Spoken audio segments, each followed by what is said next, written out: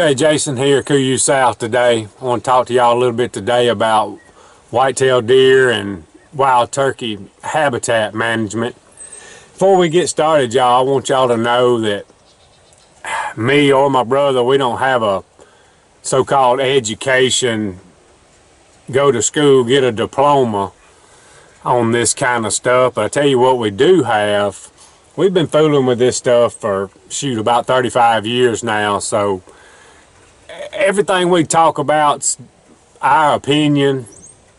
Probably disagrees with what a lot of people say as far as at colleges, college education and this and that. But this particular piece of property we're fooling with today, we've been down here for 35 years. So the things we've learned and the things we'd like to do, we wanted to share with you because we've kind of got proof hanging on our walls and deer mounts and stuff that what we do works. I'm not saying it'll work for everybody or everybody likes it, but this is what we like to do.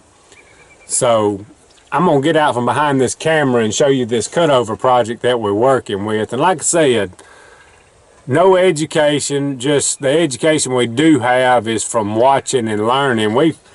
We've been fooling with a lot of this stuff longer than the people that are at these colleges. And not saying they're not right, they do a little bit different way of studying than we do and use a lot of these big words that most people don't understand. So we're going to try to bring it to you in reality and proof and things that we've seen that work. So I'm going to get out from behind this, in front of this camera and get behind it and show y'all what we're working with. Be right back.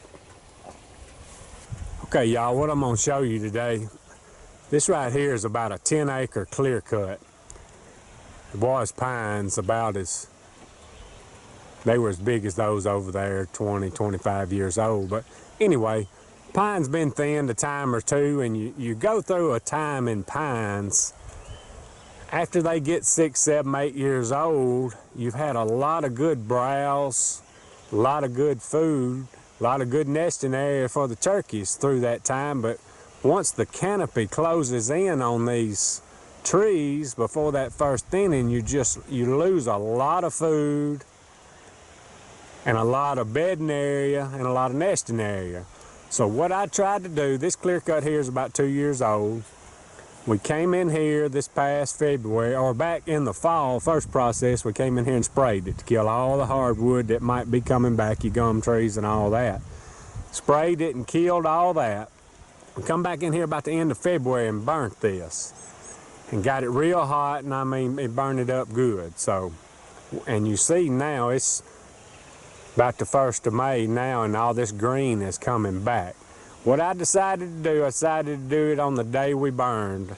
I said, shoot, we're not going to plant this back. I got a kind of a plan in mind, and I'll explain it to you as we go. But what I didn't want to do is lose any food, any bedding area, any nesting area in this particular 10 acres. And what I'm talking about doing, you don't have to do to your whole place.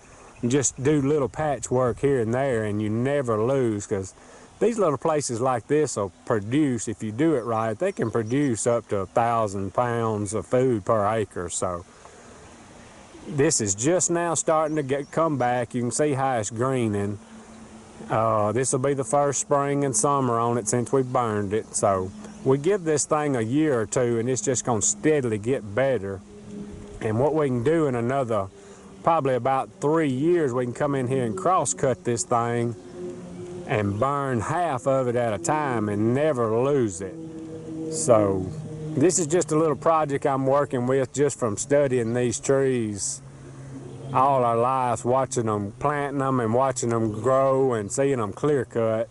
This is just a little project I wanted to work on. So what I'm going to do now is load up on the Ranger and ride down to another pine thickets that's about 4 or 5 years old. It's got perfect habitat for the food, the bedding, and the nesting and everything. And I'll show you what I wanted this right here to look like and keep it looking like that and never lose it. So we're gonna hop on the Ranger and run down here and take a look at this and show y'all what we want it to look like and what we want it to stay like. So be right back.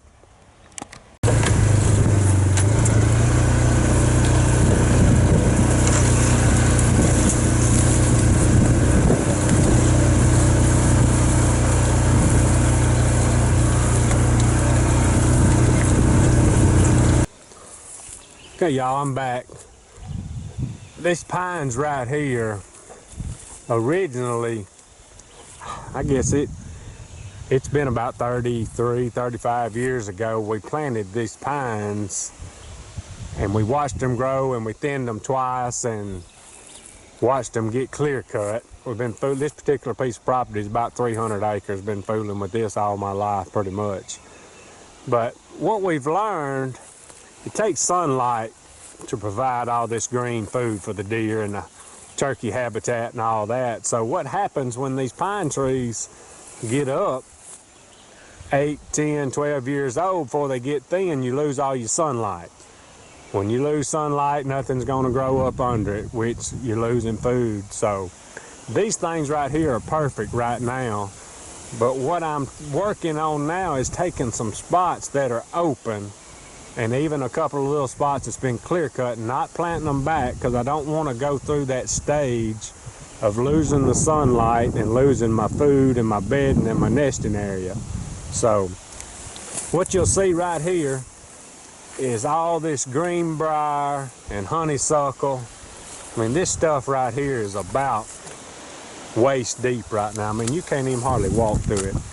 It's just perfect habitat for the deer, and the turkeys can get in here and nest and get away from the predators. You couldn't ask for any better.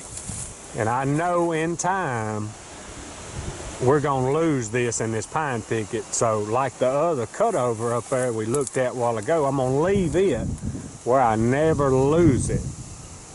But it just don't get any better than this.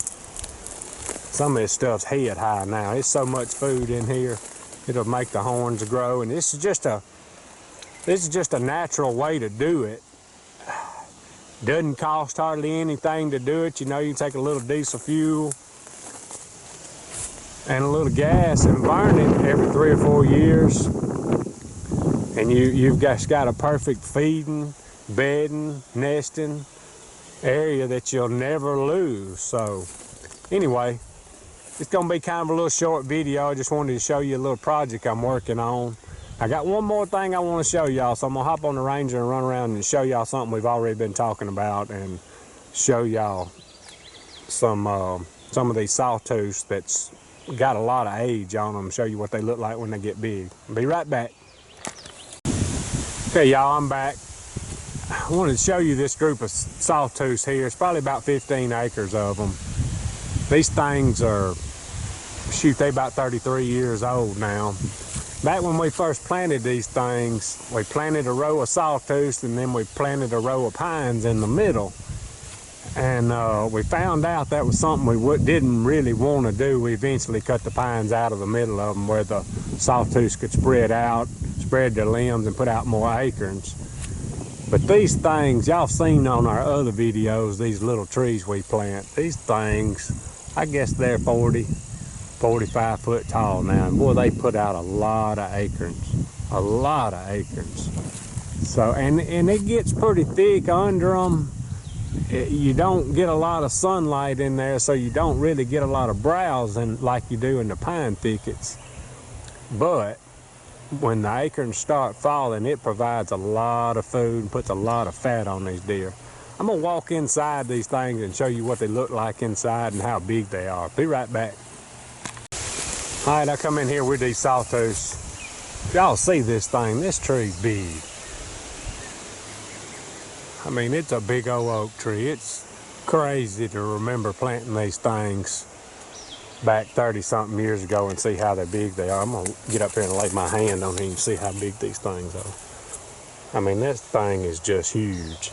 You're talking about putting out some acorns too. And it's kind of thick in here. You get a little browse going on, but nothing like the pine thickets, but just got a variety going down here. I know y'all have seen some of our sawtooth planting videos. I just wanted to get in here and show you what they look like when they get really big. A lot of people say they won't live this long. We've had a few die, but not many. These things are big enough now, you can put a lock on up there about 30 feet. Now that turkey season's over, we're gonna start doing quite a bit of tractor work and pretty good a bit of management. So on the habitat and all these fields and do a little summer planting. So appreciate y'all watching. Out of here.